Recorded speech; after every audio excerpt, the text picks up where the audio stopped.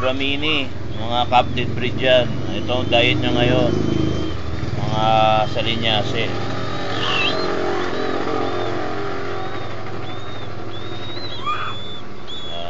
Yung nanay niyan doon sa farm, binalay na namin para ma-hand feed, para masanay siya sa tao, ma-train para ma-perch. Gantong age talaga winawalay sila para madali silang sumunod. Left, up, down, left, right, left. Yan ang mga Brahmini kahit na ay almost 3 weeks old na sila. Mabilis silang lumaki dahil malalakas sila kumain. Good for pet. Kasi mabait sila pagka lumaki sila, tame sila. Madali silang turuan. Yan.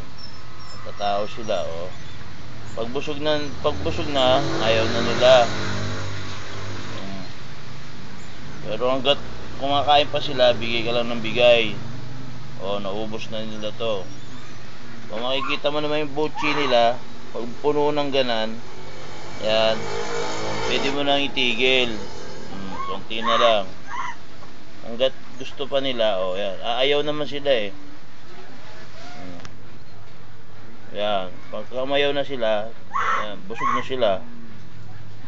Tulad yan. Mamaya na naman ang pakain yan. Tatawagin ka naman nila try natin ulit ito. Ito matakaw talaga kasi papalaki sila ito last. Nagilus. Yun. Sakto na yan sa kanila. Mamaya na naman ulit. 3 times to 4 times sila pakainin. Tapos tutulog na sila hanggang sa lumaki na sila. Okay.